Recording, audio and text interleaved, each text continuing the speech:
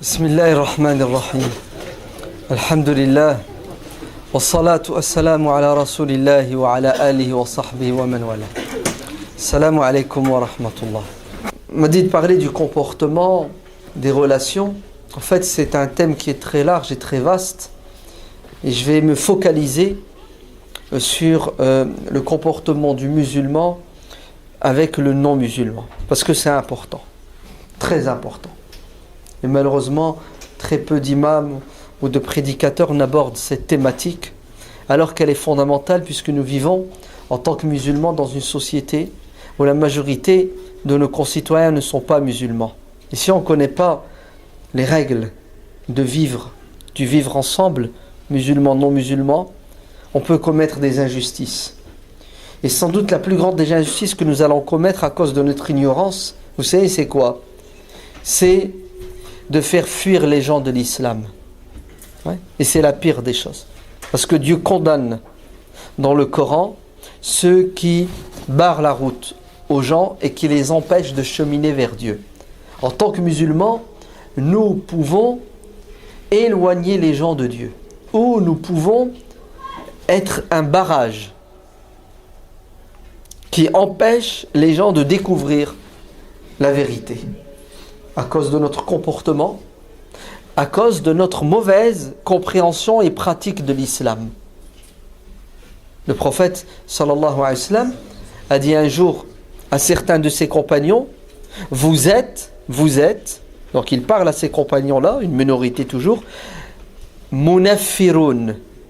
Vous êtes des gens qui faites fuir les autres. Vous êtes des gens qui repoussez les musulmans faibles, qui repoussaient les musulmans qui font un pas pour venir vers Dieu à la mosquée, mais vous repoussez surtout et avant tout les non-musulmans. Parce que vous n'avez pas le sens des relations humaines. Et vous n'avez pas compris que cette religion, c'est une religion d'ouverture, et d'amour, et de miséricorde, de générosité. Alors vous devenez quoi? Vous devenez des juges, qui passez votre temps à condamner les autres, à mettre des étiquettes. Et au lieu d'attirer les gens, vous les repoussez. Et au lieu de leur faire du bien, vous leur faites du mal. Et vous serez jugés et condamnés. Vous vous rendez compte? Regardez. Un homme arrive à Médine avec une mauvaise intention. Il veut assassiner le prophète sallallahu alayhi wa sallam. Oui, il veut assassiner le prophète. Il s'appelle Sumama ibn Athal. Il est arrêté. Le prophète sallallahu alayhi wa sallam discute avec lui. Il lui présente l'islam. Il a espoir qu'il va se repentir. Et Sumama refuse. Alors il est fait prisonnier. Et le prophète alayhi salam insiste pour qu'il reste dans la mosquée. Prisonnier dans la mosquée. Vous entendez? C'est un non-musulman. C'est un ennemi. C'est pas un ami. Il n'est pas entré à la mosquée en tant qu'ami pour le dialogue. Curiosité, visite guidée de la mosquée. Non. Il est venu pour tuer la meilleure des créatures. Et d'ailleurs, la réaction de certains compagnons, c'est prophète, laisse-nous le tuer, puisqu'il veut te tuer. Ouais. Le prophète ne réagissait pas de cette manière, parce qu'il a un objectif. Vous savez, c'est quoi? C'est de sauver les gens. C'est pas de les laisser entre les mains de l'ignorance, entre les mains du diable, comme on dit. Non. Il veut sauver le maximum de personnes parce qu'il pense être dans la vérité, mais il est surtout une miséricorde pour l'humanité. Et cet homme va vivre 3 jours, nourri, logé, dans la mosquée du prophète alayhi salam. Et à chaque prière, le prophète l'interpelle et discute avec lui. Toujours avec douceur, gentillesse et amour. Et espoir qu'il passe du statut d'ennemi au statut d'ami. Le prophète veut désamorcer la bombe remplie de haine qu'il a dans le cœur, qui est due à l'ignorance ou à des intérêts personnels. Vous entendez? C'est ça son objectif. Il faut que je fasse tout pour que Sumama sorte de cette mosquée et qu'il n'ait plus d'animosité dans le cœur, qu'il soit plus l'ennemi de l'islam. Et si je n'arrive pas à en faire un musulman, au moins il faut que je n'en fasse pas un ennemi de l'islam. Il faut qu'il passe d'un statut à l'autre. C'est intelligent ou c'est pas intelligent? C'est beau, c'est magnifique, c'est super. Tu veux pas te convertir à l'islam, c'est ton droit. Dieu t'a créé libre. Et il t'a donné le droit de le nier, de le renier, même de l'insulter. Bien sûr. Sinon, il t'aurait empêché. Et en plus, il te nourrit. Vrai ou faux? Il te donne à boire. Il te donne la vie. Il te donne 1001 plaisirs. Alors, plus généreux, plus gentil, plus doux que Dieu, il n'y a pas. Vrai ou faux? Et nous devons être à l'image de Dieu. Ah oui, nous ne sommes pas des inquisiteurs, des juges, des bourreaux. Nous n'avons pas le droit d'être des monstres. Parce que ce n'est pas notre Dieu. Hein? Notre Dieu, ce n'est pas un Dieu de la guerre. Un Dieu de la haine. C'est faux. Sabaqat, rahmati quoi? Ghadabi. C'est un Dieu d'amour et de miséricorde. Le courroux, la colère, la punition, c'est l'exception chez Dieu. Oui. 99 miséricordes. Dieu réserve pour ses créatures le jour de la résurrection. Et sur terre, une miséricorde qui permet justement à ce qu'il y ait autant de bonheur sur terre. Vous ne vous trompez pas. La preuve, quel est le nom de Dieu qui revient le plus dans le Coran? Quel est l'attribut de Dieu qui revient sans arrêt dans le Coran? Ar-Rahman, Ar-Rahim. Et c'est fait exprès. Vous vous rendez compte? Ar-Rahman, Ar-Rahim sans arrêt. Avant que tu ne commences une sourate, tu dis quoi? A'udhu billahi minash shaitanir rajim. Voilà ton vrai ennemi. Ouais. Et secondo, je commence, c'est-à-dire je vais me rapprocher de Dieu à travers la lecture de sa parole en ayant à l'esprit que Dieu est miséricordieux, donc sa parole est une miséricorde. Donc l'objectif de la lecture du Coran, c'est de faire de toi quoi? Quelqu'un de miséricordieux ou quelqu'un d'odieux? Un choisi. Alors, odieux ou miséricordieux? Miséricordieux. C'est pour ça que je ne comprends pas des gens qui lisent le Coran et une fois qu'ils l'ont lu, ils sont pleins de haine. Le Coran devrait quoi? Les apaiser et justement les aider à évoluer dans la miséricorde. Je ne comprends pas ces gens qui, au nom du prophète, au nom de l'amour du prophète, au nom de l'application de la sunna ou au nom du modèle prophétique, sont pleins de haine et dégagent de la méchanceté. Alors que le prophète lui-même, il est quoi? Rahmatan, il est une miséricorde. Donc, Dieu est miséricordieux, le prophète est une miséricorde, donc sa religion est miséricordieuse. Mais subhanallah, quand tu entends ou tu vois ou tu regardes les discours, les paroles, les comportements, les écrits de certains musulmans, c'est carrément contraire. Ah oui. Il y a des gens qui se rapprochent de Dieu en détestant, ouais, en ayant de la haine. C'est pas logique, c'est pas normal. Alors, Soumama, moi prophète, je vais tout faire pour qu'il sorte de cette mosquée et qu'il n'ait plus de la haine. Si je n'arrive pas à le convertir. Et qu'est-ce que ça va me coûter? Ça va me coûter du temps, c'est ça? Ça va me coûter de l'argent, de la nourriture, de la patience. Ouais. Ça va déplaire à certains musulmans, ouais, qui ne comprennent pas pourquoi cet homme, ouais, qui est venu tuer le prophète, il est nourri par la communauté, par le prophète. Et après 3 jours, vous savez ce que fait le prophète? Il le libère. Rendez-lui ses armes, qu'il rentre chez lui. Vous ne trouvez pas que c'est fort? Il est venu le tuer et le prophète lui dit: va-t'en, tu es libre. Il ne l'a pas tué, il ne l'a pas torturé, il ne l'a pas menacé. Rien. C'est trop beau. Et après on nous taxe notre prophète de quoi? D'un prophète belliqueux, ouais, plein de haine, ouais, sanguinaire. C'est du baratin et c'est du mensonge. Le prophète n'était pas comme ça. La preuve, s'il y a bien une personne qui mérite d'être punie, voire la peine de mort, c'est cet homme qui est venu le tuer. Mais non. Libérez-le. Effectivement, il sera libéré. Et quelques instants plus tard, 1 heure, 2 heures ou 3 heures, il revient. Mais il n'est plus le même. Vous savez pourquoi il n'est plus le même? C'est normal, il est resté 3 jours avec les musulmans.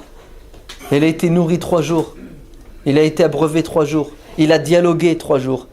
Il est entré dans la communauté. Pendant 3 jours, il était en immersion dans la communauté. Est-ce que ça a eu un impact sur lui? Bien sûr que c'est... Tous les êtres humains sont sensibles. Comme ils sont sensibles au bien, ils sont sensibles au mal. Tous les êtres humains sont capables de changer. Vous entendez, hein? L'être humain, quel que soit ce qu'il a fait de mal, quelle que soit sa bassesse, il est capable de passer de ce statut au statut d'être le meilleur des musulmans. Pharaon, le fou n'est pas concerné. Hein? Celui qui n'a pas la raison n'est pas concerné ni par le discours, ni par tout ce que tu veux, parce qu'il ne peut pas entendre ni comprendre.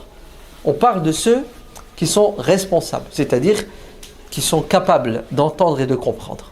Hein? C'est pour ça celui qui est fou n'ira pas en enfer, il va direct au paradis. Parce que Dieu ne lui a pas donné le capteur. Hein? Il n'est pas capable de réceptionner le discours. La personne âgée, ouais, qui est sénile, hein, grabataire, elle n'entend pas, elle ne comprend pas, ou elle n'a plus l'intelligence pour comprendre, c'est direct le paradis. Comme l'enfant, le préadolescent, c'est direct le paradis. Ok? Qu'est-ce que je disais? Oui, ils sont capables de passer d'un statut à un autre. La preuve, Dieu n'a-t-il pas envoyé à Pharaon 2 prophètes? Ouais. Et qu'est-ce que Dieu a dit à Moussa et Haroun? فَقُولَ لَهُ قَوْلًا لَيِّنًا. Pourquoi? لَعَلَّهُ يَتَذَكَّرُ أَوْ يَخْشَى. C'est-à-dire, Dieu envoie Moïse et Haroun à Pharaon et il leur dit: vous avez intérêt d'être au top dans la communication avec lui. Vous entendez, hein? Pourquoi? Parce qu'il y a peut-être un espoir qu'il vous écoute et qu'il change. Entre nous, hein? Est-ce que Dieu savait, oui ou non, que Pharaon n'allait pas devenir musulman? Est-ce qu'il le savait? Il le savait. Ouais. Alors pourquoi il envoie Moussa et Haroun? Comment? Pour avoir le hujja sur lui. Déjà parce que nous, on ne peut pas le savoir. Ouais. Toi, aujourd'hui, un tel, si aujourd'hui il y a un pharaon, il y en a d'ailleurs des pharaons, il y en a beaucoup. Ouais. Ces pharaons-là, tu ne peux pas dire, non, je ne vais pas aller discuter avec lui, dialoguer parce qu'il ne deviendra jamais musulman. Tu ne peux pas le dire parce que tu n'es pas Dieu. Donc Dieu nous a donné un modèle, ouais, il nous a dit voilà un pharaon, voilà 2 prophètes, voilà comment ils doivent faire. C'est-à-dire c'est un modèle et un exemple pour toi. Hein? Maintenant, est-ce qu'il va le devenir ou non, c'est pas ton problème ça. D'accord? Soumama revient à la mosquée dans quel état? Ya Muhammad, je vais me convertir à l'islam. Et il se convertit à l'islam. Première question que lui posent les musulmans. Ça fait 3 jours qu'on t'invite à te convertir à l'islam, tu veux pas. Maintenant qu'on t'a libéré, tu deviens musulman. Allez, qu'est-ce qui s'est passé? Il a dit, tant que j'étais votre prisonnier, sous votre domination, que j'étais pas libre, si je m'étais converti à l'islam, peut-être que vous auriez pensé que je l'ai fait pour sauver ma peau. Allez, une arnaque, hypocrite. Mais moi je ne sais pas faire semblant. Alors, je suis libre, vous m'avez libéré. En toute conscience, je me convertis à l'islam. Et il se convertit à l'islam, il devient musulman. Franchement, vous ne trouvez pas que c'est beau? Vous ne trouvez pas que c'est magnifique? Et vous avez aujourd'hui des musulmans qui te disent: ah non, un non-musulman n'a pas le droit d'entrer dans la mosquée. Ça existe, hein? Ah ouais. Il y en a, il m'a sorti la raison suivante: il n'y a pas les ablutions. Il n'a pas les ablutions. Allez, comme si les ablutions étaient une obligation pour pouvoir entrer dans la mosquée. Ça ne l'est même pas pour nous. Mais ou non? Tu peux très bien ne pas avoir tes ablutions, être à la mosquée, rester à la mosquée, dormir à la mosquée. C'est incroyable. Le pire, c'est quoi? C'est que tu demandes à quelqu'un qui n'est pas musulman de pratiquer une pratique de l'islam. Ça ne marche pas, c'est interdit. Seul le musulman est invité à pratiquer. Pire, c'est que tu mets un obstacle. C'est ça? Et tu empêches la personne d'entrer. C'est-à-dire que tu préfères que la personne n'entre pas à la mosquée, quitte à ce qu'elle n'ait pas la chance de découvrir la religion, donc qu'elle reste dans l'ignorance et l'égarement, sous prétexte qu'elle n'a pas les ablutions. C'est-à-dire que tu es prêt à la sacrifier au nom de quoi? D'une pratique mineure. Alors qu'on sait tous que la chose la plus importante, c'est la croyance. Tu mets en avant quelque chose de secondaire au dépend de quelque chose qui est fondamental. C'est grave ou c'est pas grave? C'est terrible. Ouais. Et le mec, il préfère que l'autre meure non musulman que de le laisser entrer dans la mosquée et ne pas pratiquer. D'après lui, c'est terrible.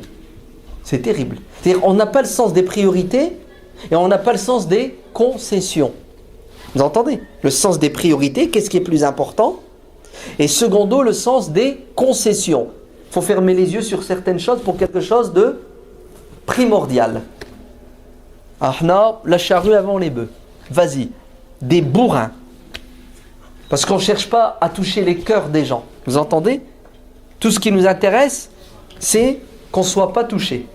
Il ne faut pas qu'on soit dérangé dans notre confort. Il ne faut pas qu'on soit choqué. Choquer les autres, oh, c'est le top, c'est super. C'est grave, hein? Regardez comment le prophète sallallahu alayhi wa sallam s'est comporté avec ce musulman. C'est grâce à ça que Soumama est devenu notre ami et non plus notre ennemi. Le prophète sallallahu alayhi wa sallam s'arrête sous un arbre pour faire sa sieste. Un homme prend l'épée du prophète et le réveille en lui disant « Ya Muhammad, t'es cuit, t'es mort.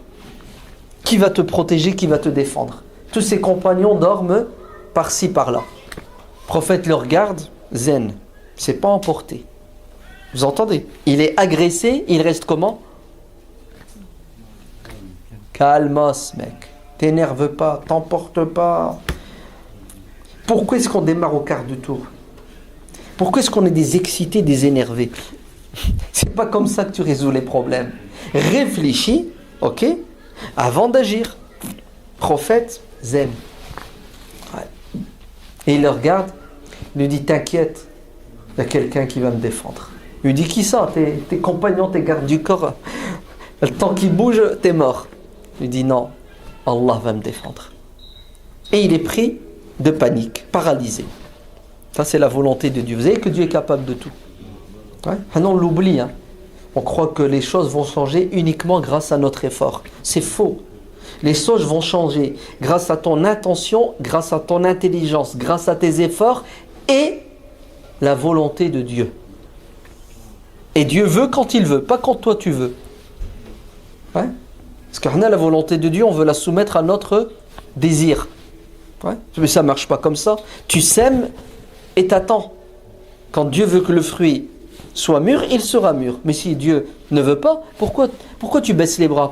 Pourquoi tu t'énerves? Pourquoi tu t'emportes? Pourquoi tu jettes l'éponge? Pourquoi tu te barres, tu te sauves? Pourquoi on est pressé? Pourquoi on veut tout de suite? Même Dieu, il a créé les cieux et les terres en 6 jours. Il aurait très bien pu les créer kun fa yakun. Soit et non. C'est pour nous montrer que le temps est un élément fondamental et nécessaire et obligatoire pour l'évolution et la création. Obligatoire. Tu fais pas ce que tu veux. La vitesse n'est pas bonne. La vitesse vient du diable. Vous entendez? Le prophète sallallahu alayhi wa sallam prend son épée. Il lui dit, il réveille ses compagnons. Il dit, venez voir, venez voir. Regardez cet homme. Avant qu'il ne le réveille, il lui dit, et toi maintenant, qui va te sauver? T'as vu? L'inverse. Parce que le prophète, il est posé. Il a confiance. Il est plein de foi. C'est ça? Serein. Vous voyez ce que ça donne comme résultat? Ton ennemi, il est déstabilisé. Eh oui. Et le prophète, pendant 20 ans, on l'a insulté, on l'a molesté, on l'a calomnié, on l'a agressé physiquement, psychologiquement. On lui a tout fait, oui ou non? Il est resté comment? Il est resté. Vous savez pourquoi? Parce que le prophète savait où il allait. Le prophète, il avait un but, il avait une stratégie. Il a un plan. C'est ça? Et tout ce qu'ils lui ont fait pendant ces 20 ans, l'objectif, c'est l'objectif de toutes ces agressions. C'était quoi? C'était de le déstabiliser et le détourner de son objectif pour qu'il ne le réalise pas. Vous avez compris? Moi, j'ai un but. Je sais où je vais. Je sais comment y arriver. Qu'est-ce que je fais? Ben, je bosse en conséquence. Ça déplaît aux autres. Qu'est-ce qu'ils vont faire? Ben, ils vont tout faire pour me mettre des bâtons dans les roues. Est-ce que je dois m'arrêter et me détourner et aller perdre mon temps? Ben, ils ont gagné. Avec le fait que je me détourne de mon objectif, ils ont gagné. C'est un leurre. Tu t'es fait arnaquer. Alors vous savez ce qu'ils ont fait? Ils ont fait pression sur le prophète pour qu'il sorte de ses gonds. Ouais. C'est-à-dire ils font pression sur lui pour que sa miséricorde, ouais, se transforme en haine. Parce que s'il a de la haine, est-ce qu'il va chercher à faire du bien aux gens? Ah non, tu as de la haine envers eux, tu leur fais pas du bien. Ouais. Si sa miséricorde se transforme en haine, qu'est-ce qui va se passer? Il va vouloir se venger de ceux qui lui font du mal. Donc, il ne va pas chercher à les rapprocher, à les sauver. Est-ce que vous me suivez? Est-ce que vous me comprenez? Ouais, vous arrivez à faire le lien avec ce qui se passe, ce qui se dit aujourd'hui? Ouais. Mais bien sûr. Mais la différence entre nous et le prophète, c'est quoi? C'est que nous, on n'a pas d'objectif clair et net. On n'a pas une ligne de conduite, une stratégie. On n'a pas. Ouais. Les musulmans, ils se réveillent le matin, ils décident de... Oh, bah tiens, si on faisait ça. Au jour le jour. Non, la seconde. Ouais. Il est toujours dans la réaction. Il n'est pas dans une action continue, ouais, réfléchie. Il est dans l'excitation et la réaction. C'est-à-dire, il n'est plus libre. Il dépend des pressions extérieures. Eh oui. C'est pour ça que Dieu dit dans le Coran, Dherni, wa man khalaqtu wahidan. C'est pour ça que Dieu dit dans le Coran, Qulillah thumma dherhum. Lisez le Coran, vous allez voir. Dieu dit, attention, tu sais tes ennemis là? Oh, ne te préoccupe pas d'eux plus qu'il ne faut. Parce qu'ils vont t'handicaper, ils vont te freiner, ils vont te déstabiliser. Moi, je m'occupe d'eux. Toi, fais ton boulot. Et c'est ce que Dieu dit à son prophète. Attention, attention, ne te trompe pas. Continue. Hein? Attention à la pression, elle est terrible. Alors, tu fais quoi toi maintenant? C'est moi qui ai l'épée dans la main. Tu es en posture de dominer, de faible. C'est ce qu'il lui a dit. Il lui a dit, ta miséricorde. Tu es quelqu'un de bien, ton pardon.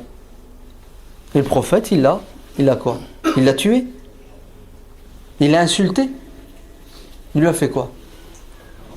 Il lui a rendu son arme et dit, va, rentre chez toi. Cet homme, à votre avis, quand il va rentrer chez lui, qu'est-ce qu'il va dire? Est-ce qu'il va dire c'est un terroriste? Ouais. Est-ce qu'il va insulter le prophète? Attendez, le mec il est mort normalement, hein, d'après les lois même terrestres et humaines. Et dans le meilleur des cas, il a perpétuité. Ouais. Et il rentre chez lui libre.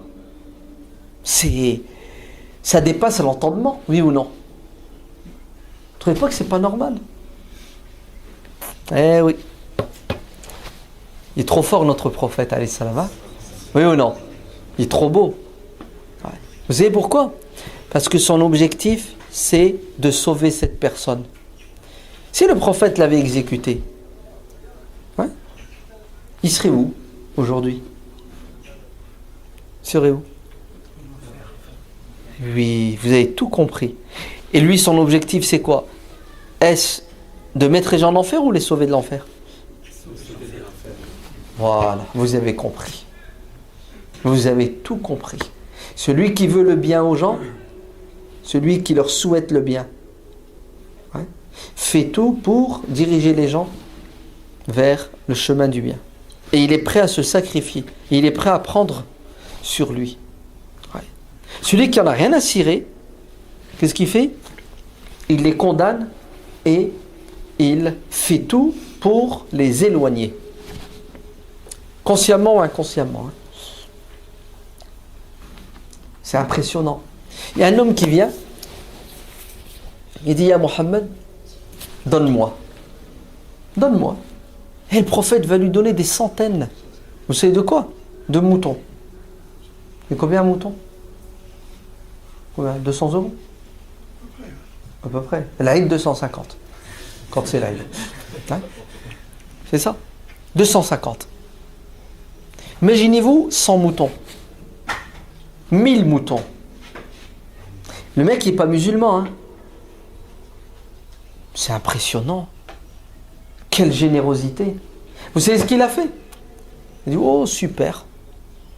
Il devient musulman. Il rentre chez lui. Vous savez ce qu'il dit à son peuple? Convertissez-vous. Mohammed dit, super. T'es musulman, tu deviens riche. Oui. Attendez, je recommence. Est-ce que vous entendez? Le prophète, il vient de lui donner des milliers d'euros.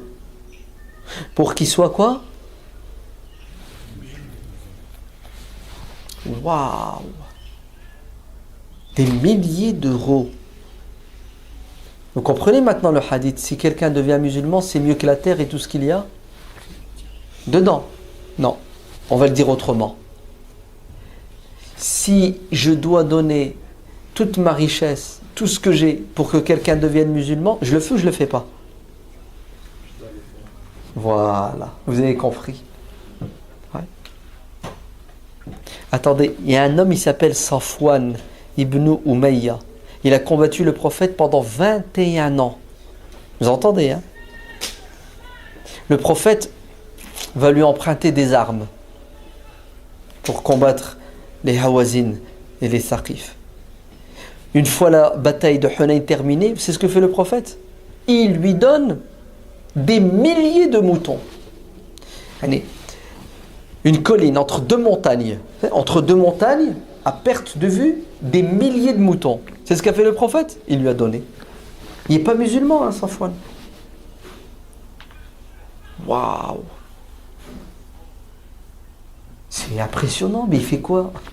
Vous savez qu'est-ce qu'il est en train de faire? Il est en train de tout faire pour gagner le cœur de Safwan. Et effectivement, Safwan va se convertir par la... Ah là là là là. On a un gros problème, vous ne trouvez pas? Même un sourire, on n'arrive pas à le donner, alors que c'est gratos. Non? C'est ce qu'il y a de moins cher, mais c'est ce qui ramène le plus, le cœur des gens. Ouais.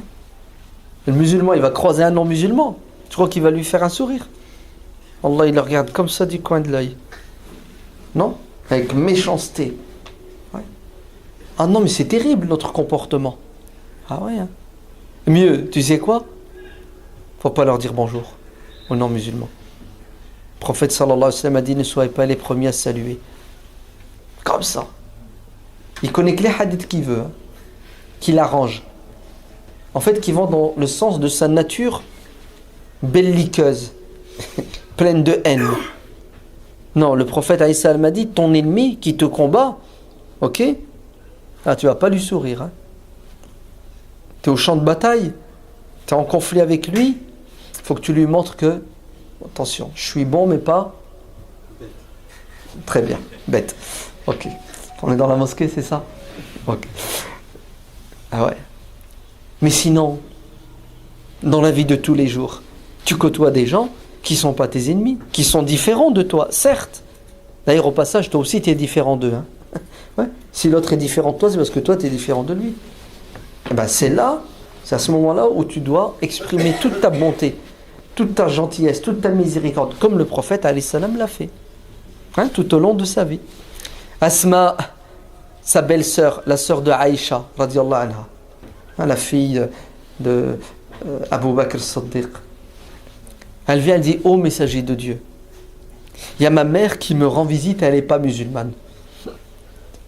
Est-ce que je l'accueille chez moi et je prends soin d'elle? Elle n'est pas musulmane, sa mère. Est-ce que je peux l'accueillir et prendre soin d'elle? Alors, qu'est-ce que le prophète alayhi salam lui a dit? Il a dit, ah non, attention. Ta bouffe, tu ne dois pas la donner à quelqu'un qui n'est pas musulman. C'est ça? Le hadith, c'est la tusahibillah mu'min wa la yakul ta'amaka. Ne sois l'ami que d'un croyant et ne doit manger ton repas que quelqu'un de pieux. C'est ça. Enfin, ce hadith, il l'aime bien. Le problème, c'est quoi? C'est que le prophète, alayhi salam, il dit à Asma, fais rentrer ta mère chez toi, reçois-la bien, et en plus, tu lui donnes. Elle veut de l'argent, de l'aide, tu lui donnes. On vient de voir l'exemple de Toumama qui est rentré dans la mosquée, le prophète lui a donné à boire et à manger. On a un gros problème. On ne sait plus, non. Je pense qu'on pioche, on prend ce qui nous arrive, même si le hadith il est faible, même si le hadith il est faux, ou même si le hadith est en contradiction avec un hadith plus authentique. C'est boum, allez, celui-là je le prends, il m'arrange. Ouais. Et quand le mec il a deux avis, un avis d'un savant qui dit la zakat il ne faut pas la donner à un non-musulman, d'autres savants disent la zakat tu peux la donner aux non-musulmans, ben, il va prendre l'avis qui interdit. Pourquoi? Parce que ça l'arrange, tout simplement. Il est prédisposé à quoi? À comprendre la religion pour qu'elle aille dans le sens de sa nature mauvaise qu'il ne veut pas changer en faisant un effort sur lui-même. Voilà. C'est un problème. Zayd ibn Su'nata, un rabbin parmi les rabbins de Médine. Il veut tester le prophète sallallahu alayhi wa sallam. Est-il véritablement un messager de Dieu ou un imposteur? D'après les textes qu'il a, le dernier des messagers a des qualités. Parmi ces qualités, plus tu l'excites, moins il s'excite. Plus tu l'insultes, plus il est doux et gentil. D'accord? Il ne rend pas le mal par le mal, mais le mal par le bien. Il veut voir si effectivement cet homme qui se prétend prophète correspond à la description qu'il a du dernier des prophètes. Il tape l'incruste. Vous avez vu comment le prophète alayhi salam vivait, échangeait avec les non-musulmans. Il commerçait avec eux. D'ailleurs, quand il est décédé, sa cotte de maille, elle était où? Elle était chez un commerçant juif qui l'a hypothéqué. C'est-à-dire, le prophète avait besoin d'acheter de la nourriture, il n'avait pas l'argent, vous entendez? Et il achète en hypothéquant. C'est-à-dire, je te paierai dans 1 mois, dans 6 mois, tu as une garantie, ma cotte de maille qui coûte 10 fois plus que le blé que je t'ai acheté, la farine. Et il est mort sans pouvoir payer, et le juif a gardé la cotte de maille, bénéfice net pour lui. Mais c'est beau ou c'est pas beau? Franchement, notre prophète hypothèque un bien, se fait hypothéquer son bien par un commerçant non musulman de Médine. Pour vous montrer que le prophète alayhi salam, il n'avait pas de la haine envers les juifs. Il commerce. Une des dernières transactions commerciales qu'il a faites, un de ses derniers achats, c'est chez un juif. Il n'y a pas de problème. Hein. C'est beau ou c'est pas beau? Qu'il est antisémite. S'il était antisémite, il n'aurait pas acheté. Zayd, qu'est-ce qu'il fait? Il dit à Mohammed, si tu veux que je te prête de l'argent, je te prête de l'argent. Banquier. Ouais. Le prophète lui dit oui, bienvenue. Très bien. Tiens, 1 million d'euros, on signe un contrat, dans 1 mois tu me rends mon 1 million d'euros. Dans 1 mois tu as ton argent. 2 jours, 3 jours avant la fin du mois, Zayd agresse le prophète sallallahu alayhi wa sallam, verbalement et physiquement.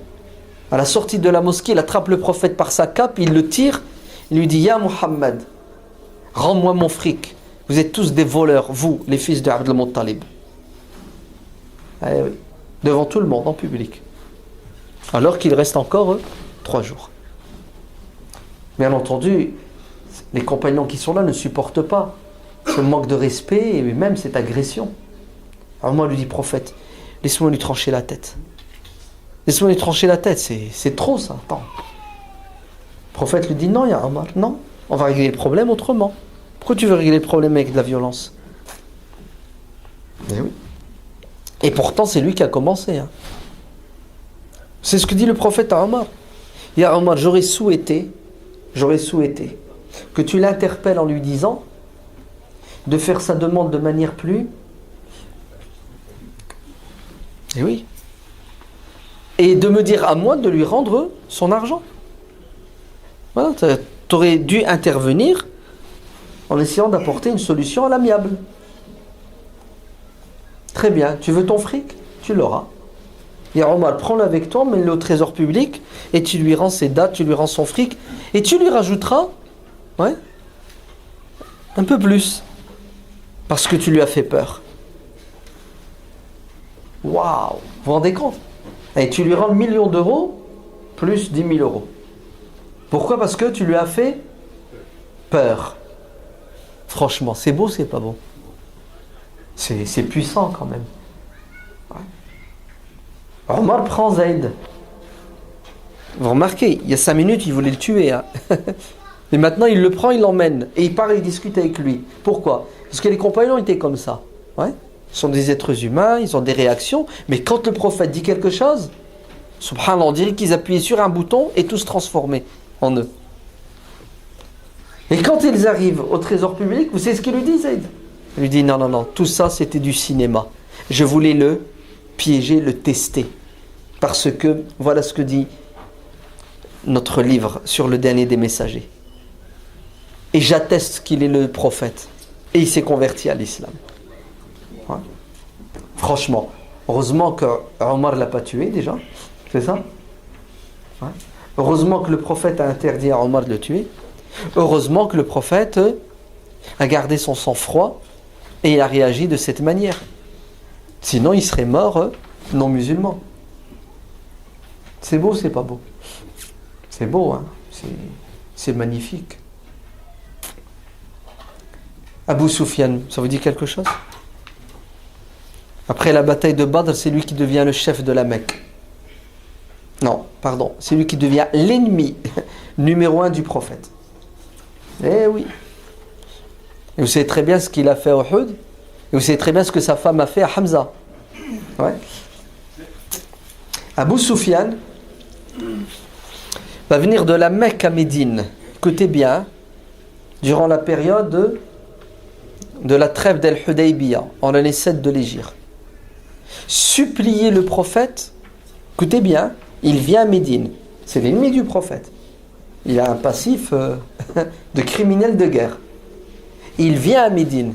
Pour faire quoi, à votre avis? On est en période de trêve. Hein? Les hostilités ont fait une pause. Vous savez ce qu'il vient faire à Médine? Il vient demander de l'aide au prophète alayhi salam, en lui disant: Ya Muhammad, sauve tes frères, tes cousins, les Mécois, ton peuple. On crève de faim. C'est la sécheresse. Il n'y a plus rien à boire, plus rien à manger. Si tu ne nous aides pas, on est mort. Waouh! Question. Pourquoi Abu Sufyan n'est pas parti voir ses potes, d'autres personnes?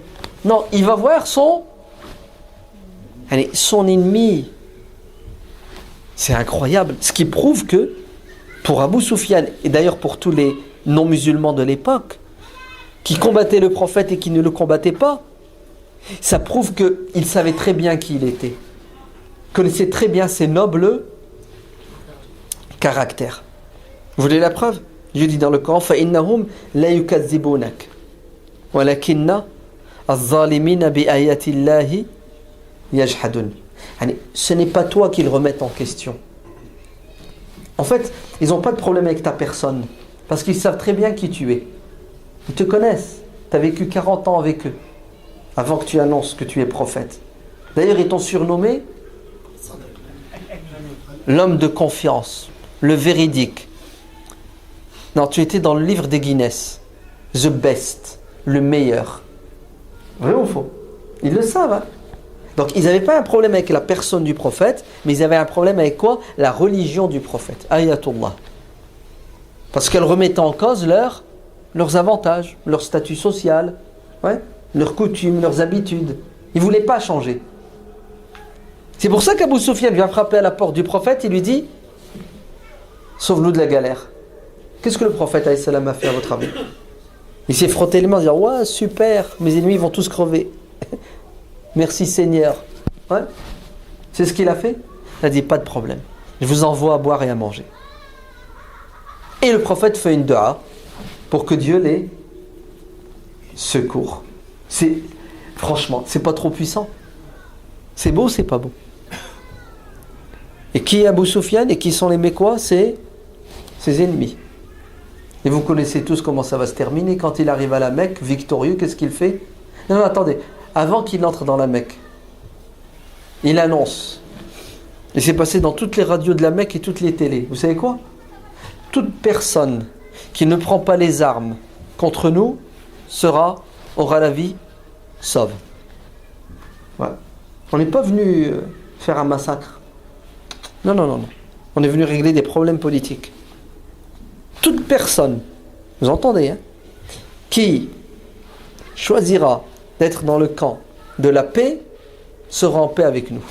On ne lui fera rien. Toute personne qui reste chez elle, qui ferme les portes de sa maison et les fenêtres, c'est-à-dire qui ne participe pas au combat contre nous, on ne fera pas d'intrusion chez lui pour voler sa vaisselle, violer sa femme, tuer son gosse. On n'est pas des sauvages. Ouais. On n'est pas venu faire la conquête des corps. On est venu faire la conquête des cœurs. Toute personne qui se réfugiera dans l'enceinte de la Kaaba, l'enceinte sacrée. Vous savez, waouh! Toute personne qui se réfugiera dans la maison d'Abu Sufyan, l'ennemi numéro 1, le grand là, c'est sain et sauf. Il reste qui alors? Il reste qui? Il reste les tarés. Les tarés qui veulent à tout prix verser du sang. Vous savez quelles sont les instructions que le prophète alayhi salam donne à ses généraux? Il a dit, on fait tout pour qu'il n'y ait pas une goutte de sang versée. Saad ibn Ubada, un Médinois, chef d'un bataillon, il prend l'étendard et il s'en va. Et vous savez ce qu'il dit? Al-yawm yawmul malhama. Aujourd'hui, c'est un jour de quoi? De guerre. Aujourd'hui, c'est un jour de vengeance. Aujourd'hui, les Mécois vont payer. Il y a un compagnon qui l'a entendu. Il est parti le balancer au prophète alayhi salam. Il a dit, Ya Rasulallah, vite, réagis avant qu'il ne soit trop tard. Voilà ce que Saad vient de dire. Le prophète va le convoquer, reviens. T'as dit ça? Oui. Oh là là, toi t'as pas compris. Le prophète lui retire l'étendard. Tu vas plus diriger ce bataillon. Et il le remet à Ali ibn Abi Talib. Et vous savez ce qu'il dit à Saad et aux autres? Al-yawm yawmu al-marhama. Aujourd'hui, c'est le jour de la miséricorde et du pardon. On n'est pas venu pour envoyer les gens en enfer. On est venu pour leur offrir le paradis. Vous savez c'est quoi le paradis? Ceux qui deviennent musulmans seront nos frères, avec les mêmes droits et les devoirs. Et ceux qui refusent d'être musulmans resteront nos frères en humanité, avec des droits et des devoirs. Tout simplement. C'est puissant ou c'est pas puissant? C'est beau ou c'est pas beau? C'est incroyable. Attendez, pour aller jusqu'au bout, le prophète rassemble la population et leur dit, qu'est-ce que vous pensez donc que je vais faire de vous? C'est ce qu'ils lui ont dit? Oh, on te connaît très bien, tu es quelqu'un de bon et de gentil. Eh oui. Alors, est-ce que le prophète va faillir à sa réputation? C'est ce qu'il va leur dire? Vous êtes libres. On tourne quoi? Vous avez entendu? On tourne la page. Et aujourd'hui, nos jeunes, quand tu leur parles comme ça, il y en a, c'est ce qu'il m'a dit. Ah non, moi je tourne pas la page. Et la guerre d'Algérie, tu la mets où? Il n'a pas fait la guerre d'Algérie. Et le mec qui est né il y a 20 ans, il y a 30 ans. Ouais, mais mon père il m'a dit, mon père il m'a fait. Ouais. On continue à vivre dans la guerre d'Algérie. Tu fais la guerre au quotidien? Vrai ou faux? La guerre, tu l'as fait au quotidien. Regardez comment le prophète a réglé le problème du passé douloureux. Il l'a réglé comment? Tu ne vas pas ressusciter les morts. T'entends? Laisse, Dieu jugera les gens. Toi, ton travail sur terre, c'est de rapprocher les gens de la justice. Se sont plantés. Bref, dis ce que tu veux. La solution, c'est quoi? C'est, allez, on passe à autre chose. On doit vivre ensemble, dans la paix, C'est puissant ou c'est pas puissant? Non? Qu'est-ce que vous en pensez? C'est beau? Attendez, il y a quand même une liste rouge, noire. 9 personnes. 6 hommes, 3 femmes. 5 hommes, 4 femmes. Ces personnes, celui qui les croise, qui les attrape, peine de mort. Vous savez pourquoi? Criminel de guerre. C'est 9 personnes jugées par contumace. Vous savez ce qu'elles vont faire, certaines personnes parmi les 9? 4, sûr. Ils vont venir, ils vont se convertir. Abdullah ibn Abi Sarh, il vient, il dit Ashhadu an la ilaha illallah, ashhadu anna Muhammadan Rasulullah. Habbar ibn al-Aswad, Ikrima ibn Abi Jahl, que des criminels de guerre. Ils viennent et ils sortent le joker. Je suis musulman. Donc si tu es musulman, qu'est-ce que je fais?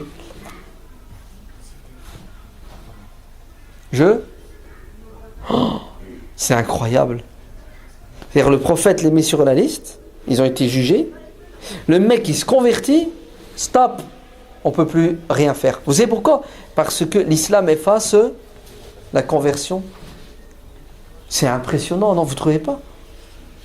Attends, le mec qui a tué sa fille, Habbar ibn al-Aswad, est celui qui est à l'origine de la mort de la fille du prophète. Il l'a fait tomber de son chameau, enceinte, elle a perdu son gosse, hémorragie, elle est morte. Wahshi, il a tué son oncle. Hind, elle a pris le foie de Hamza, elle l'a mâché. Alors elle est devenue musulmane, Hind. Abu Sufyan, allez, on tourne. Il est puissant notre prophète, oui ou non? Il est trop beau, vous ne trouvez pas? Et après, tu as des musulmans qui ont une lecture partiale, c'est ça? Et partielle du Coran et de la Sunna, et qui veulent nous faire croire que la règle en islam, c'est la guerre et la haine. Et ils mélangent tout. Ils mélangent tout. Ils ne savent pas que la règle, c'est la paix et l'amour. Ah oui.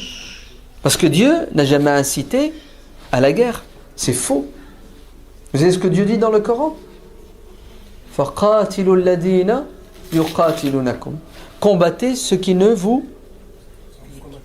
vous combattent. Donc ça veut dire quoi? Ceux qui ne vous combattent pas, vous ne les combattez pas. Voilà. Si la règle en islam c'était de combattre, de tuer les gens, Dieu aurait dit combattez ceux qui ne sont pas musulmans. Combattez tous ceux qui ne sont pas musulmans. Non.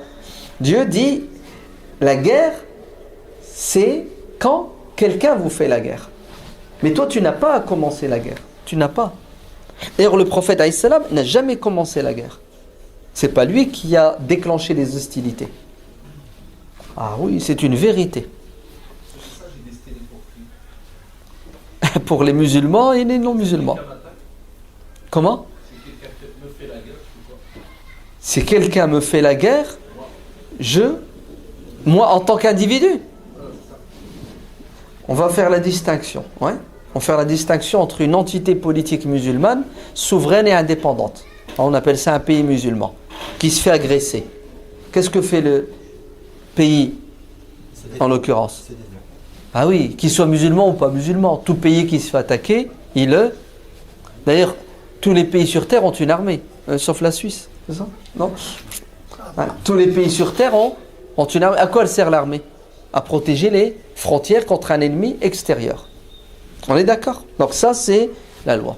Maintenant, en tant qu'individu, quand tu es agressé, qu'est-ce que tu fais? Tu te défends. Mais on va entrer dans les détails si vous voulez. Vous êtes prêts? Parfois, quand tu es agressé, tu ne te défends pas. Oui. Le prophète sallallahu alayhi wa sallam dit, quand les musulmans s'entre-disputent, s'entre-déchirent et se font la guerre, la solution, la meilleure, c'est de ranger son arme. Même si ton frère entre chez toi, dans ta demeure, et cherche à te tuer, sois le frère, le fils de Adam qui s'est fait tuer. Ouais. C'est ce que disent les hadiths. Vous savez pourquoi?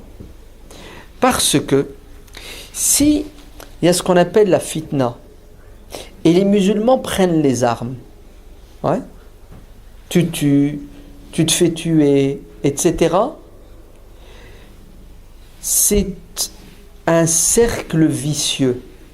Ouais. T'es rentré, t'as tué ma femme. Je vais faire quoi? Je vais te tuer.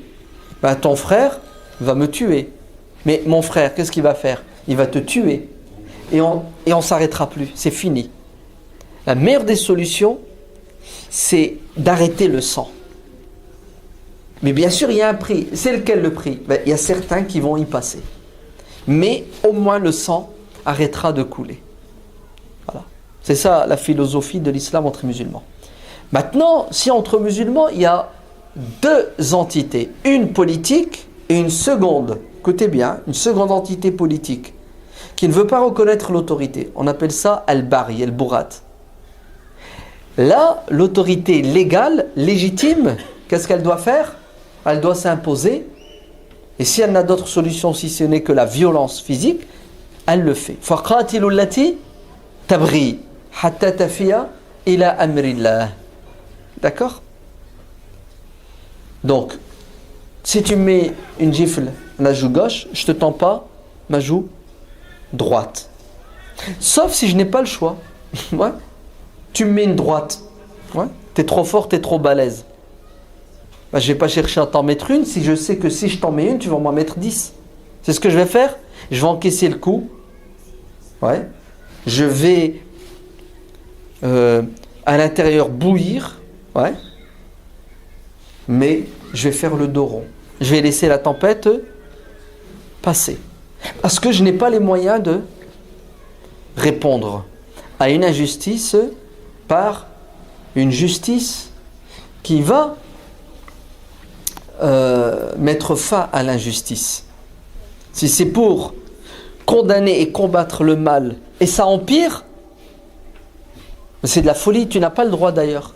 Le munkar, pour le condamner, le combattre et le faire disparaître, il faut que tu sois sûr, hein, à 99%, que tu vas atteindre ton objectif. Si tu n'as pas les moyens et tu penses que tu n'y arriveras pas, stop, tu fais rien. Tu attends d'avoir la capacité et les moyens. Car si tu ne réussis pas, tu vas aggraver la situation. Ça va donner un munkar pire. C'est des règles. Ça nécessite peut-être une conférence. Donc, qu'est-ce que font ces criminels? Joker, je suis musulman. Comme c'est arrivé au champ de bataille, lorsque Oussama ibn Zayd, ouais, lève son épée pour tuer celui qui voulait le tuer. Et qu'est-ce qu'a fait cet homme? Il a dit La ilaha illallah Muhammad Rasulullah. Zayd l'a tué. Hein. Al-Mughira ibn Shu'ba fait la même chose. Puis après, ils vont raconter au prophète. Prophète, tu sais, au champ de bataille tout à l'heure, il y en a un, il voulait me tuer, j'ai réussi à le tuer, mais avant que je le tue, il a voulu m'arnaquer. Ouais. Il a dit La ilaha illallah, il pensait qu'il allait me la faire à l'envers. Mais il pensait que j'allais le croire. Tu sais, il me prend pour un imbécile. Ouais, il croit que... Ouais. Je sais très bien qu'il l'a dit uniquement pour sauver sa peau. C'est ce que le prophète lui a dit. Tu l'as tué alors qu'il a levé le drapeau blanc. Ouais, c'est ça que ça veut dire. La ilaha illallah Muhammad Rasulullah. Je suis plus ton ennemi, je veux plus ta peau. C'est le drapeau blanc. Prophète, c'est un traître, c'est un hypocrite. Il n'est pas sincère. Ah bon? Comment tu sais qu'il n'est pas sincère? T'as fouiné dans les tréfonds de son cœur. Tu l'as tué alors qu'il a dit La ilaha illallah 3 fois. Si bien qu'Oussama dit oh là là, j'aurais souhaité n'avoir pas été musulman ce jour-là pour me convertir à l'islam afin que Dieu m'efface et me pardonne. Il y a un homme qui vient qui dit Rasulallah, je suis au champ de bataille. Duel avec un mec. Le mec, il me met un coup d'épée et il me tranche la main. Je lui mets un fauchage, je prends mon épée pour le tuer. Et à ce moment-là, il dit la ilaha illallah. Je fais quoi? Je lui coupe la main? Je lui coupe la tête? Le prophète lui dit non. Il a dit la ilaha illallah, c'est bon. Je lui dis prophète, il a coupé ma main il y a 5 minutes, il y a 2 secondes là, il a coupé ma main. Et maintenant qu'il est en posture de faiblesse, il fait le miskin, il dit la ilaha illallah. Non, je vais le tuer, prophète. Prophète lui dit non, il a dit la ilaha illallah. Prophète, et ma main là qui vient de couper, il faut bien que je me venge quand même, il faut bien qu'il paie la facture. Je vais le tuer. Prophète lui dit non. Il a dit la ilaha illallah, tu peux plus le toucher. Le compagnon, ça ne veut pas rentrer dans sa tête. Ouais. Et il insiste, c'est ce que le prophète lui a dit. Si tu le tues, ouais, à ce moment-là, tu prends sa place. Avant qu'il ne l'ait dit. C'est-à-dire, si tu le tues, bien qu'il t'ait coupé la main, après qu'il ait dit la ilaha illallah, Muhammad Rasulullah, tu deviens un mécréant, toi. C'est-à-dire, tu prends sa place en tant que non-musulman avant qu'il ne s'est converti à l'islam. C'est puissant ou c'est pas puissant? C'est... Waouh! Il y a des musulmans, ils disent non, non, non, je suis pas d'accord là. Hadith, il n'est pas sahih. Et il lui plaît pas, il veut pas rentrer dans sa case. Hadith sahih. 10 000%. Et c'est ça la philosophie de l'islam. Vous entendez?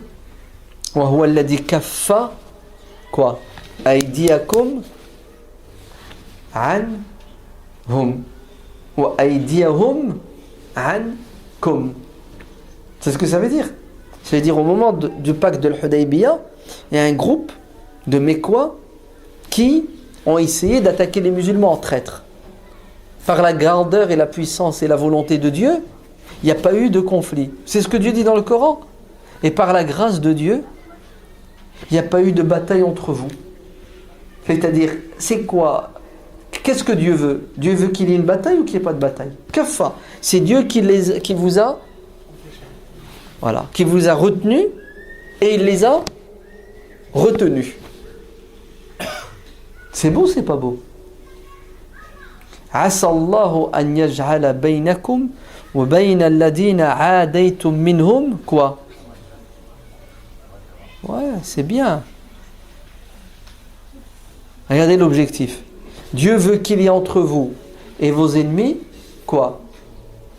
De la haine et de l'hostilité en continu? Non. Dieu veut que cette haine et cette hostilité soient remplacées par mawadda. Que veut dire mawadda? L'affection. Waouh! Donne un autre mot. Affection. Donne un autre mot. Miséricorde. Oui, tout simplement. L'amour. Vous avez entendu? Attends. T'es en train de me dire que mes ennemis, là, ouais, Dieu, il me dit de ne pas les buter, d'éviter la guerre. Et après, il me dit, si tu peux tout faire pour qu'il y ait entre toi et eux de l'amour, c'est ça mon but, c'est ça mon souhait, moi Dieu. Attends, Allah, tu me demandes d'aimer des... Oui, c'est bien. Tu me demandes d'aimer des... Vous dites des mécréants, c'est ça? Ouais. Des ex-ennemis. Non? Ben oui, c'est ce que le Coran dit, d'aimer des non-musulmans. Il y en a, il me dit, ah non, là tu vas trop loin, là. Attends. Quoi, je peux aimer quelqu'un qui n'est pas musulman? Non, c'est impossible. Impossible. Dieu dit dans le Coran, La tajidu qawman yu'minuna billahi wal yawmil akhiri yuwadduna man hadda Allah wa rasulahu walau kanu aba'ahum aw abna'ahum aw ikhwanahum aw ashiratahum. Ajib. Le verset veut dire les véritables croyants, ouais, ne peuvent pas aimer, ne peuvent pas avoir d'amour, de sympathie envers qui? Envers eux, Ceux qui ne sont pas musulmans, fussent-ils leur père, leur frère, c'est ça? Leur cousin. Ça, c'est une traduction erronée, fausse. Vous entendez? Je vais vous traduire le verset. Dieu t'interdit d'avoir de l'amour, de l'affection et de t'allier à ceux qui ne sont pas musulmans, qui combattent Dieu, le prophète, la justice, la vérité. Même si c'est ton père, même si c'est ton frère. Voilà. C'est ça qui est interdit. La preuve, le contraire. Je viens de vous le dire. Qu'est-ce que Dieu veut? Dieu veut désamorcer la bombe. Dieu veut de toi, le musulman, que tu fasses tout pour que, avec cette personne, il y ait une autre relation. La preuve, regardez ce que dit l'autre verset du Coran. Il dit Innaka la tahdi man ahbabta walakinna Allaha yahdi man yasha. C'est ce que ça veut dire? Ça veut dire tu n'as pas les moyens de faire de quelqu'un qui n'est pas musulman un musulman, bien que tu l'aimes. Ton père n'est pas musulman, tu l'aimes. Tu l'aimes ou tu l'aimes pas ton père qui n'est pas musulman? Attends, il n'est pas musulman, tu n'as pas le droit de l'aimer. Ouais. Vous avez vu la bêtise? Ta mère, là, elle n'est pas musulmane, tu l'aimes ou tu l'aimes pas? Elle n'est pas musulmane et tu l'aimes. Comment tu fais? C'est haram. Non, le mieux c'est pas ça, c'est ta femme, ta meuf. Ouais. Elle est chrétienne, c'est ça? Elle est juive, elle n'est pas musulmane. Ah non, tu peux pas aimer quelqu'un qui n'est pas musulman. Mais je fais quoi alors avec cette meuf? Allez, c'est ma femme, je vis avec elle, c'est ça? Je partage avec elle tout. Cher époux, je peux pas t'aimer. T'es pas ma chérie. Allez, vous comprenez le... C'est bizarre hein, quand même. Est-ce que le prophète aimait son oncle Abu Talib, oui ou non? Ah oui, il l'aimait. À la folie. C'est Dieu qui le dit. Man ahbabta. C'est pas parce que tu aimes ton oncle Abu Talib et que tu lui veux du bien que tu as la possibilité de le forcer à devenir musulman. S'il veut pas être musulman, qu'est-ce que tu fais? Tu le détestes? Non. Tu le laisses libre. Eh oui. Libre de ne pas être musulman. Parce qu'il n'y en a qu'un qui a la possibilité de forcer quelqu'un à se convertir, c'est Dieu. Et Dieu ne le fait pas. Toi-même, si tu veux, tu ne peux pas. Donc ne vous trompez pas. Allah barik fikum. L'objectif de l'islam, c'est de répandre l'amour et la miséricorde. C'est de faire tout pour qu'il y ait entre les êtres humains des relations saines. Pas malsaines. Mais il faut d'abord que tu penses du bien de l'autre. Non, on confond tout et on mélange tout. Wallah, on confond tout et on mélange tout. Ouais. Et on pense du mal. L'autre, on ne le connaît même pas, on pense du mal de lui. Ah ouais, c'est incroyable. Ah non, moi, je vais pas voter. Pourquoi? Parce qu'il n'est pas musulman. Regardez, comme si ne pas être musulman était synonyme de il est mauvais, il est injuste, etc., etc. Et comme si on avait le monopole, nous, musulmans, de quoi? Du bien, de la justice. Et un non-musulman ne peut pas faire du bien. Abu Talib n'a pas fait de bien. Ouais. Abu Talib, ouais. Toute sa vie, il s'est sacrifié pour le prophète. Il a défendu l'islam. Non. Abu Talib n'a pas fait de bien. Ajib, c'est incroyable. Comment il s'appelle? Al-Mut'im ibn Adi. Ouais. Il n'a pas fait de bien. Quand le prophète a quitté la Mecque pour aller à Taïf, pour essayer de les convertir, quand il est revenu, les Mécois lui ont interdit d'entrer à la Mecque. Et qu'il a été expulsé. Il était viré de chez lui. Tu rentres pas à la Mecque. Comment le prophète a-t-il fait pour entrer à la Mecque? C'est comment? Il est entré à la Mecque par la grâce, la gentillesse, la bonté de qui? D'un Mécois qui s'appelle Al-Mut'im ibn Adi, qui n'est pas musulman. C'est ce qu'il a fait, le Mut'im. Il a pris des risques. Il a pris son épée, ses enfants, et il a pris le prophète avec lui. Il a dit aux Mécois, en défiant l'oligarchie mécoise, Mohammed est sous ma protection. c'est moi qui l'ai fait rentrer à la Mecque. Il y en a un qui le touche, il me touche. C'est-à-dire, si vous le touchez, vous allez devoir passer sur mon corps avant de l'atteindre. C'est-à-dire, le mec, il est prêt à mourir pour qui? Pour le prophète Mohammed, alors qu'il ne croit pas en sa religion. C'est pas qu'il est prêt à donner 1000 euros, 10 000 euros, 100 000 euros, 1 million d'euros au prophète. Il est prêt à donner sa vie et celle de ses gosses. Pas pour Dieu, mais pour ses principes, parce que c'est un homme de principe et d'honneur. C'est beau ou c'est pas beau? C'est puissant ou c'est pas puissant? Est-ce que le prophète, il a tenu compte de ce geste, oui ou non? Le prophète, il a pris ce qu'il avait de bien, ensuite il lui a craché au visage. Il n'est pas comme ça, le prophète. C'est quelqu'un de fidèle, de loyal. Des années plus tard, c'est ce que dira le prophète. Si Al-Mut'im ibn Adi était vivant aujourd'hui, il était mort. Mort non musulman. Si aujourd'hui, là, juste après la bataille de Badr, Al-Mut'im ibn Adi vient et il me demande de libérer ces prisonniers qui sont venus me faire la guerre, là. Ces 70 prisonniers, il me demande, je les libère. Je perds des millions d'euros, mais je les libère. Vous savez pourquoi? Il m'a fait du bien, je l'ai fait. Regardez, la reconnaissance, la gratitude. C'est beau ou c'est pas beau? C'est puissant quand même, c'est magnifique. Eh oui. Et malheureusement, aujourd'hui, beaucoup de musulmans ont des œillères. Parce qu'ils n'ont pas compris le sens profond de cette religion et son objectif noble. Son objectif noble, c'est quoi? C'est qu'il y ait de la justice sur terre, de la miséricorde, de la fraternité humaine, etc., etc. On peut continuer comme ça, longtemps, avec des dizaines, des centaines d'exemples. Mais il faut bien s'arrêter, non? Qu'est-ce que tu en penses? Ça suffit? Des questions, des remarques, des critiques, des suggestions. Mais oui, vive la liberté d'expression.